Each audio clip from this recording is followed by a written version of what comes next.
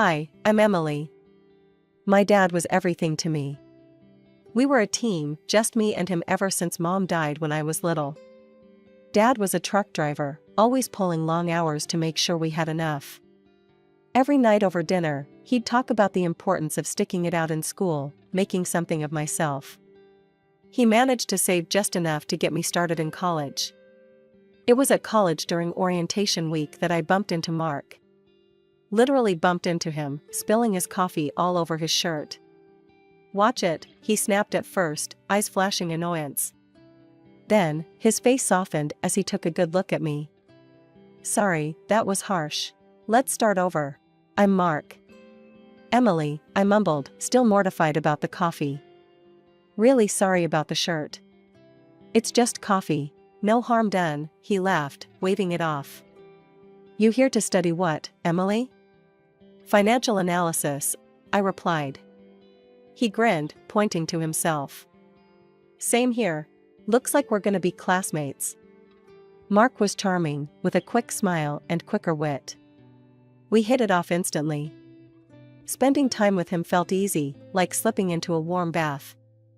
Before long, we were thick as thieves, hanging out after classes, studying together, and grabbing late-night snacks at the 24-hour diner near campus. Then, just as I thought life was finally on my way up, it crashed. Dad died unexpectedly. Heart attack, out of the blue. The rug was pulled from under me, and down I went. There were no savings, nothing but the apartment we lived in. College funds? Gone. My world, my plans, all up in smoke. I was lost, but Mark stepped in.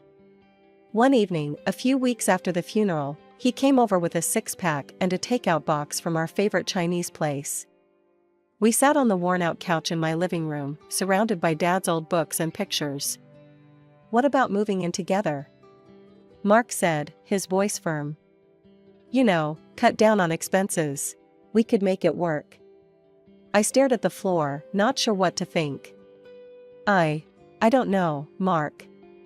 I can barely afford to keep this place. Listen, we get married, move in here together. I'll keep studying, you work for now, and when I'm done, it's your turn. I'll support us then," he proposed, his eyes earnest. The idea sounded crazy, but there was a sincere ring to it. Maybe it was the grief fogging my brain, or maybe it was the desperate hope fluttering in my chest, but I nodded slowly. "Okay, let's do it. But promise me, when you graduate, it'll be my turn." "Promise," he said, reaching across to squeeze my hand. We got married 2 months later at a courthouse, with a couple of Mark's friends as witnesses. Dad's apartment became our home, our little island in the storm. My days blurred into nights as I shuffled between 2 jobs, just to keep our heads above water. By day, I was slinging coffee and plates at a bustling cafe, and by night, I sold pastries at a local bakery. Exhaustion became my constant companion, but quitting wasn't an option, not with Mark buried in his textbooks and our bills piling up. Mark's study schedule meant he was home a lot. You'd think that would make things easier, but it didn't. He had his finals coming up, and the stress turned him into a bear. The smallest thing set him off, especially if dinner wasn't ready when he expected it. One night, I came home later than usual, my arms aching and my feet swollen from the long shifts. The house was dark except for the flicker of the lamp over Mark's study table. I dropped my keys on the counter and winced at the noise. Almost instantly, Mark's head popped out from his books, his brows knitted in annoyance. "Where have you been?" "I've been waiting to eat. There's nothing ready?" His voice was sharp, each word like a jab. I sighed, leaning against the doorframe. "I'm sorry, Mark. The bakery was slammed today. I haven't even had a chance to take off my shoes yet." "Well, I'm starving. I can't study on an empty stomach, Em." His voice softened a bit, but the irritation was still there, hanging between us like a thick fog. "I'll fix something quick," I mumbled, pushing past the fatigue. I rummaged through the fridge, pulling together what little we had to whip up some scrambled eggs and toast. Not exactly gourmet, but it was the best I could do on short notice. It wasn't just the stress of our living situation weighing on me. There were also Mark's parents, Richard and Marianne.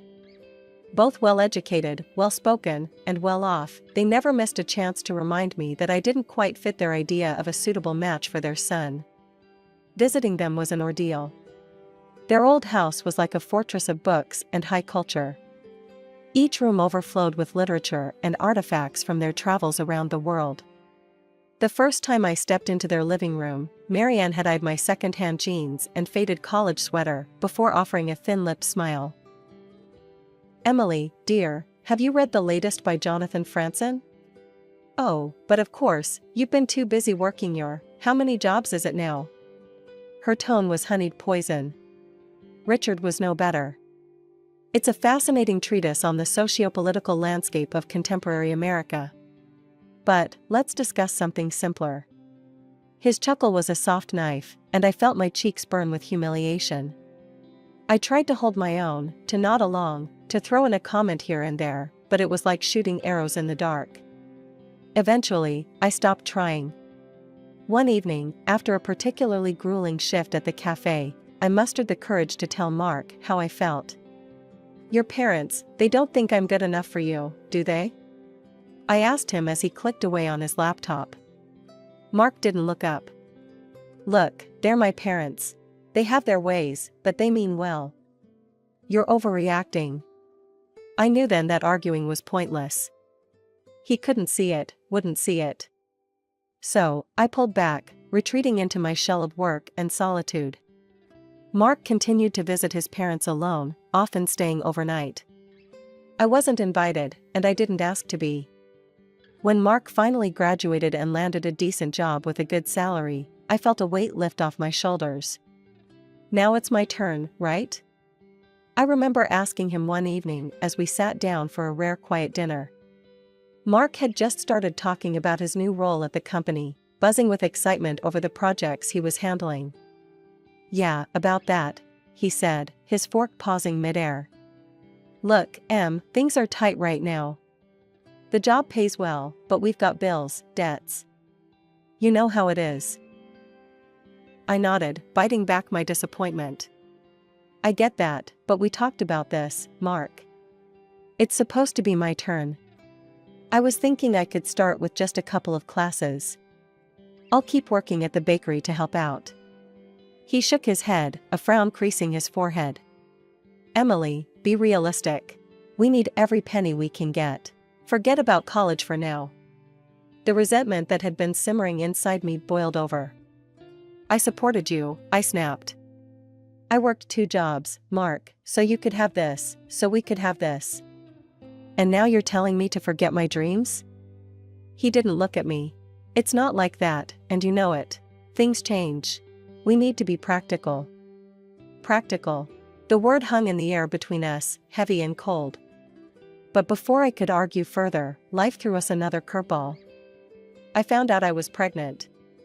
All thoughts of school were pushed to the back burner as we prepared for our new arrival. Lily came into our lives like a storm, fierce and beautiful.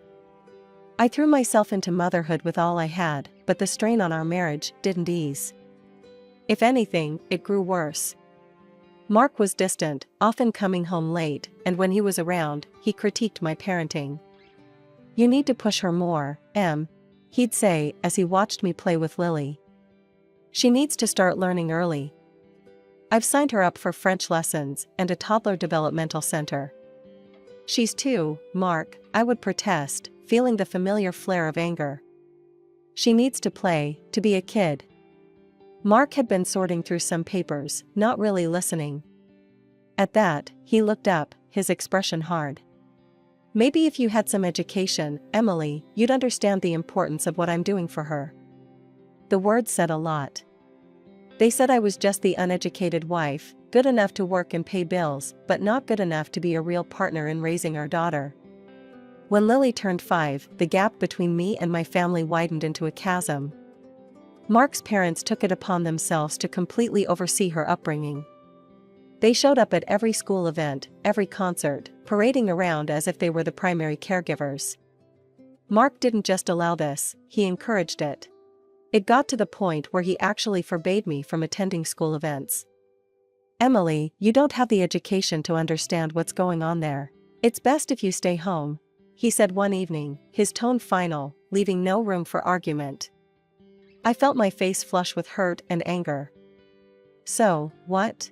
I'm not good enough to see my daughter perform? Is that what you're saying? Mark shrugged, indifferent. It's about what's best for Lily.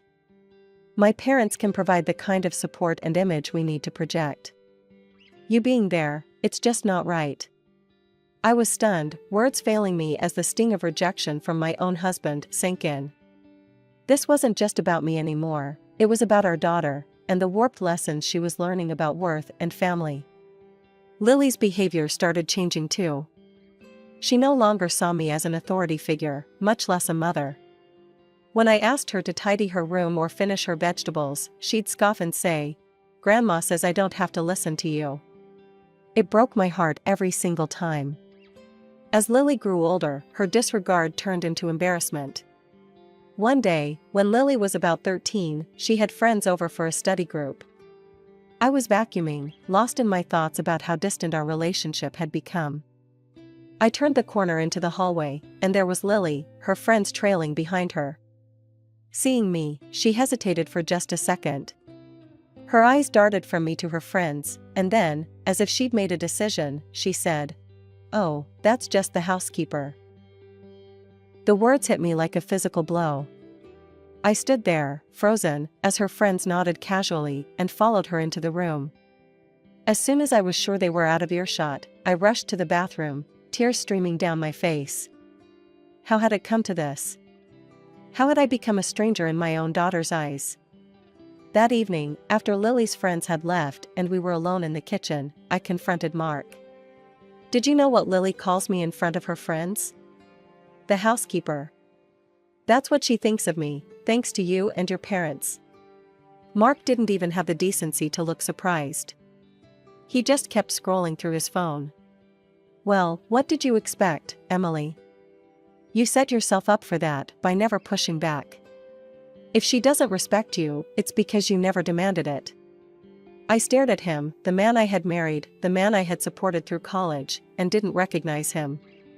He was a stranger, one who valued appearances over family, image over substance. Turning 36 was supposed to be a fresh start, a chance to mend fences and rebuild the bridges. With that little hope, I booked a table at one of the nicer restaurants in town, a place where Mark and I once celebrated happier times. I even splurged on a new dress, something simple yet elegant, hoping to light up Mark's eyes like I used to. I came home that evening, the fabric of my new dress swishing softly against my legs, feeling a mix of nerves and excitement. "Mark, Lily, hurry up and get ready. I booked us a table for my birthday. It's going to be special," I announced, trying to inject some cheer into my voice. Mark looked up from his laptop, his face blank, while Lily didn't even bother to pause her video game. "Go out with you? In that?" Mark snorted first, and then Lily joined in, her laughter sharp and mocking. "What's wrong?" I frowned, looking down at my dress. "You think you look good? You look like a scarecrow," Lily scoffed, her words slicing through me. "I'm not going anywhere with you. You'll just embarrass us." "Yeah, let's not pretend we're some happy family. You're just an ignorant loser, Emily. What were you thinking?" Mark's voice was cruel, devoid of any warmth. The room spun a little, their words hitting like physical blows. "But I thought we could all have dinner together. Like a family," I stammered, my voice barely above a whisper. "A family? With you?" Mark laughed, cold and harsh. He thrust an envelope at me. Confused, I opened it slowly. It was a divorce application. "This is my final gift to you," he said, his tone final. I stood there, the paper shaking in my hands. This wasn't happening. It couldn't be. "We're moving out, Mom. To the nice part of town, with Dad. There's no place for you there," Lily added, her voice echoing her father's disdain. "You can keep this old place." They packed their bags that night. I watched, numb and broken, as they hauled their belongings out of the apartment. Mark didn't look back, his steps never faltering. Lily followed him, her eyes avoiding mine, as if I were a stranger, not the mother who had cradled her, soothed her nightmares, and cheered for every little milestone. The door slammed shut, the sound echoing through the now empty apartment. I sank to the floor, my birthday dress crumpled beneath me, the divorce papers clutched in my fist. The tears came then, hot and unending, mourning not just the end of my marriage, but the loss of my daughter, my family, my whole world. The divorce was a brutal affair, stripped of any dignity or semblance of the love. When Mark sued for sole custody of Lily, claiming I was unfit due to my educational status and financial instability, the courtroom felt colder than any place I had ever been. Sitting there, the harsh lights of the courtroom felt like a spotlight, illuminating every failure I ever thought I had hidden. My in-laws were there, right beside Mark, united in their disdain for me. Richard, with his sharp suit and sharper tongue, didn't miss a chance to emphasize my inadequacies. She simply lacks the capabilities to provide Lily with the environment she needs, Richard testified, his voice smooth and confident. Her lack of education and refinement, quite frankly, it's not up to the standard a child like Lily deserves. Marianne nodded along, her agreement silent but palpable in the tight press of her lips. I wanted to scream, to tell them that love can't be measured in diplomas or bank statements, but the words choked in my throat, strangled by the weight of my grief. When it was my turn to speak, my voice was a mere whisper, barely audible even in the hushed courtroom. I have always done my best for Lily. I love her more than anything, and all I've ever wanted was to make her happy. The judge looked at me, his expression unreadable, and then scribbled some notes that felt like the final nails in the coffin of my parental rights. The gavel fell with a sound that echoed like a door slamming shut on my heart. Custody was granted to Mark, and with it, a clear message: I was not enough. Walking out of the courthouse, the sky was a brilliant blue, mocking me with its clarity. I felt anything but clear, everything was a blur, the faces, the city, my future. But amid the chaos of my thoughts, a spark of defiance flickered to life. They thought I was done, that I would crumble, but I wouldn't give them the satisfaction. I turned to my old friend Sarah, who had come to support me at the trial. I'm going back to college, I declared, the words feeling like shards of glass in my mouth, sharp and dangerous. Sarah's eyes widened. Are you sure, Em? After everything? Especially after everything, I said, the resolve hardening inside me like cement. I need to do this, for myself. I need to show them, and me, that I'm more than what they think. The journey back to college was a Herculean task. I scrimped and saved every dime, and took on extra shifts at the bakery. The nights were long, filled with textbooks and the soft hum of my old laptop as I revisited lessons I had abandoned years ago. Social media was a constant reminder of the life I had lost. Pictures of Mark, Lily, and a woman with a too bright smile in luxurious settings filled my feed. They looked happy, untouched by the turmoil they had left in their wake. The sting of their apparent happiness fueled me, driving me to study with even more vigor. By the end of the semester, my grades were at the top of my class. The professors took notice, often using me as an example for younger students. See what determination looks like, they would say, pointing to my work. The recognition was bittersweet. With each accolade, I felt a mix of pride and sorrow. Pride for my achievements, sorrow for the reason behind my drive. But no matter how hard it was, I pushed forward, building a new life from the ashes of the old. Graduation day was a blur of pride and pomp, my name echoing in the auditorium as I walked across the stage, diploma in hand. My professors furnished me with glowing recommendations that opened doors I once thought permanently closed. I landed a job at a reputable financial firm. Starting as a junior analyst, I immersed myself in work, my life becoming a cycle of reports, meetings, and endless learning. Within 5 years, I was leading my own department, a testament to the relentless nights and skipped social outings. Life wasn't just about work, though.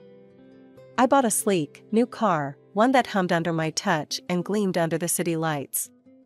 My apartment, once a cramped space filled with reminders of a painful past, was traded in for a modern, spacious loft in a vibrant part of the city. I revamped my wardrobe, my new clothes sharp and empowering, each piece a reflection of the new me. I even changed my hairstyle, opting for a chic cut that framed my face with confidence. Then, one day, as I scrolled through job listings to see what the market was offering, I froze. There, in bold letters, was an opening for a department head at a familiar company. It was Mark's company. The irony wasn't lost on me.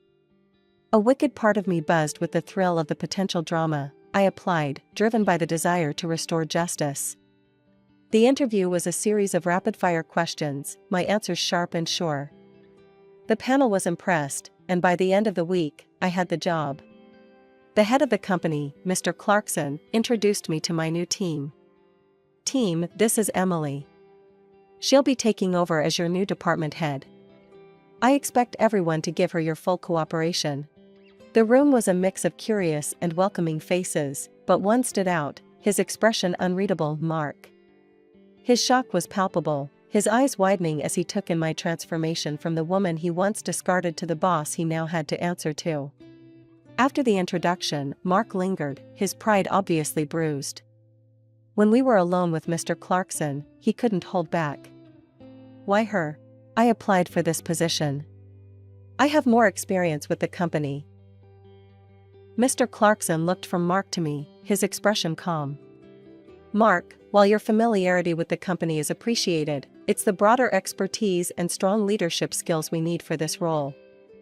Emily brings a fresh perspective and a proven track record that you, frankly, haven't demonstrated. I suggest you learn from her." The words seemed to crush whatever pride Mark had left. He stormed out, slamming the door behind him with a force that echoed through the quiet office. I stood there, the ghost of a smile playing on my lips, not out of spite but out of satisfaction. After the showdown at the office, Mark couldn't handle the new dynamics. Within weeks, he resigned, his departure quiet but the talk of the office. I heard through the corporate grapevine that he struggled to find a similar position elsewhere. Things spiraled for him, and soon, the woman he was living with kicked him and Lily out, tired of his constant joblessness. They moved back in with Richard and Marianne, but it wasn't the comfortable retreat Mark had hoped for. The luxuries Lily was accustomed to were no longer sustainable, and even his parents couldn't indulge her whims as they once had. Reality bit hard, and Lily found it difficult to adjust to their changed circumstances. One afternoon, there was a knock on my new apartment door, the modern, spacious place I had made my sanctuary. I opened it to find Lily standing there, her eyes roaming over the chic decor and the city view that stretched behind me. "Wow, Mom, this place is amazing," she exclaimed, a whistle escaping her lips. "I guess I'll be staying here now." Her words hung between us, expectation thick in the air. I studied her for a moment, my heart aching with a mix of emotions. There she was, standing in my home, as if all the years of neglect and hurt could be wiped clean with a simple decision to move in. "Lily, a fresh start isn't just about a new place to stay. It's about mending things, acknowledging mistakes. I haven't heard you apologize for anything. For how you've treated me, for the things you've said and done." Her face fell, and then, as if on cue, tears welled up in her eyes. "Mom, please, I'm sorry. Can we just forget all that? I want to be here with you." It was hard, looking into her eyes and seeing the plea there. But the tears seemed more a tactic than true remorse. "Lily, I love you, but you can't stay here just because it's convenient or because you're escaping from something unpleasant. You need to want to be here for the right reasons, and you need to make amends, truly." She wiped her face, the tears stopping as quickly as they had come. "Fine. If you don't want me here, I'll just go." The months that followed were a testament to my resolve. I heard from Sarah that Mark had started drinking, unable to cope with his bruised ego and the life he had dismantled by his own hands. Lily moved to another city, perhaps in search of the fresh start she had tried to find with me. Meanwhile, my career reached new heights. Life was good, stable, and fulfilling professionally. But it was the personal victory that sweetened the newfound success.